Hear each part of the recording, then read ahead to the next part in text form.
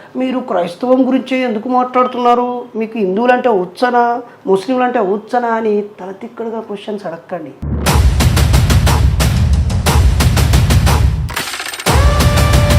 నాకు ఇదే పని, నేను దేవుళ్ళని విమర్శిస్తున్నాను, మీ నమ్మకండి, నాకు డబ్బులు ఇవ్వండి అని అడుక్కునేటోళ్ళే కనిపిస్తున్నానా?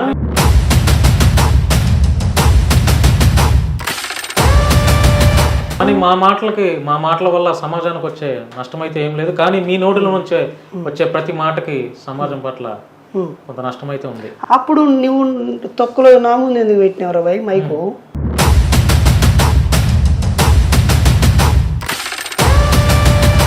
కూటమి ప్రభుత్వంగా ఏర్పడిన ఆ పార్టీలకి అధికారంలోకి రావడం పట్ల మీరు హర్షం వ్యక్తం చేస్తున్నారు, ఒక శుభ సూచకం అంటున్నారు. మరి కానీ వారు ప్రమాణ స్వీకారం చేయకముందే ఆంధ్రాలో దాడులు జరిగి మరొక బీహార్ లాగా ఇక్కడ ఉందని చెప్పి చాలా మంది అంటున్నారు. ఆల్రెడీ మీరు చూసే ఉంటారు, కొన్ని చోట్ల అయితే నానా రకాలుగా ఇబ్బందులు పెట్టి నారా లోకేష్ ఫోటో దగ్గరికి కాళ్ళు మొక్కిచ్చి ఇటువంటి పైశాచిక చర్యలు చేస్తున్నారు. దాని మీద మీ అభిప్రాయం? ఫోటో పెట్టి ఆడ కాళ్ళకాడ మొక్కించడం మంచిది కాదని మీరే అన్నారు. నారా లోకేష్ గారు చేసిన, ఆయన అనుచరులు చేసిన, పవన్ కళ్యాణ్ గారు చేసిన, ఆయన అనుచరులు చేసిన, చివరికి జగన్మోహన్ రెడ్డి గారు చేసిన, ఆయన అనుచరులు చేసిన. అంటే నేను బీహార్తో పోల్చలేను, కానీ కొత్తగా ఇప్పుడే ప్రభుత్వం వచ్చింది, అప్పుడే ఇది చెత్త పాలన అని అనడం కూడా అవగాహన లోపమే అవుతుంది.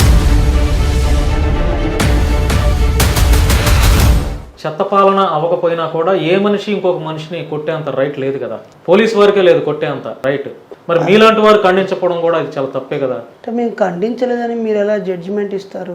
మీరే అంటున్నారు కదా అప్పుడే మేము విమర్శలు చేయకూడదు. ఇప్పుడు ఇది మరో బీహార్ లా మారింది, ఈ ప్రభుత్వం తప్పు పాలన అనే అభిప్రాయానికి రాకూడదు. మరో బీహార్ అని అనకపోయినా కూడా దాడులు చేయడం కరెక్ట్ కాదు అని ఒక ఖండన ఇవ్వచ్చు కదా మీరు.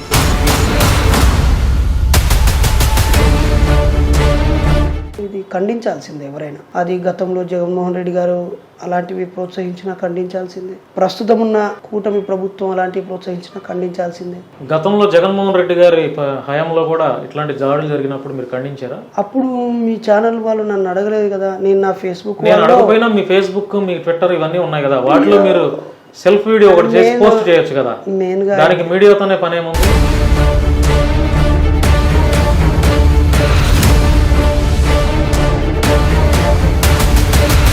ఈవీఎంలు ట్యాంపరింగ్లు జరిగినాయి, అందుకనే మోడీ మరోసారి ప్రధానమంత్రి అయ్యాడు. ఇక్కడ ఆంధ్రాలో కూడా పెద్ద ఎత్తున ఈవీఎం ట్యాంపరింగ్లు జరిగింది అనేది ఒక ప్రచారం జరుగుతుంది. దాని మీద మీ అభిప్రాయం?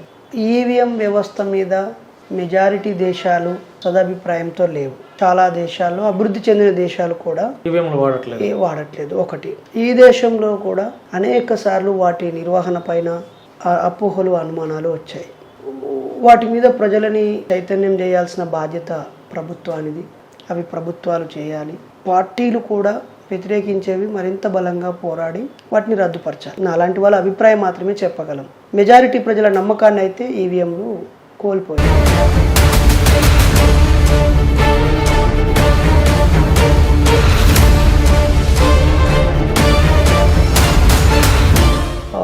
కూటమిలు పరిపాలించబడడం వల్ల అందులో ఏ ఒక్కరు కొంచెం ఏదైనా అంశం పైన భిన్నాభిప్రాయం ఉన్నప్పుడు సరిదిద్దుకునే వెసులుబాటు ఉంటుంది. రాజ్యాంగంలో ఎక్కడ రాసిందండి? అంటే ఒంటరిగా పోటీ చేయకూడదు, కూటమిగా కలిసి పోటీ చేయాలని ఎక్కడ రాసిందంటారా? అంటే ఒంటరిగా పార్టీ నడపకూడదా ఒక నాయకుడు? భారత రాజ్యాంగంలో ఏముందంటే, ప్రత్యక్ష ఎన్నికల్లో ప్రజలు ఓట్లు వేస్తారు, పరోక్ష ఎన్నికల్లో ప్రజల చేత ఎన్నుకోబడ్డ వాళ్ళు ఓట్లు వేస్తారు. ఇప్పుడు ప్రత్యక్షంగా ప్రజలు ప్రధానులను, ముఖ్యమంత్రులను ఎన్నుకోవట్లేరు కదా, వాళ్ళు ఎమ్మెల్యేలను, ఎంపీలను ఎన్నుకుంటున్నారు. ఆ మెజారిటీ ఎంపీలు, ఎమ్మెల్యేలు కలిస్తే ప్రధాని అవుతున్నారు.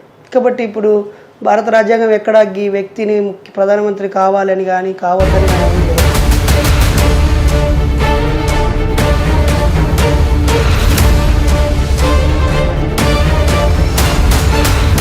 నీతో మాట్లాడమే వేస్ట్. నా వల్ల ఏ నష్టం జరుగుతుందో నువ్వైనా, మీ అయ్యైనా, లేకపోతే నీ తర్వాత నీకు ఉచ్చేటోడైనా బైరి నరేష్, మిస్టర్ బైరి నరేష్, నీ వల్ల ఈ సమాజానికి నష్టం జరుగుతుందని సూచిస్తే తప్పకుండా హేతుబద్ధంగా దాన్ని యాక్సెప్ట్ చేసి సద్విమర్శగా తీసుకొని సరిదిద్దుకునే లౌక్యము, సరిదిద్దుకునే చైతన్యము, ఓపిక, గుణము నాకున్నాయి.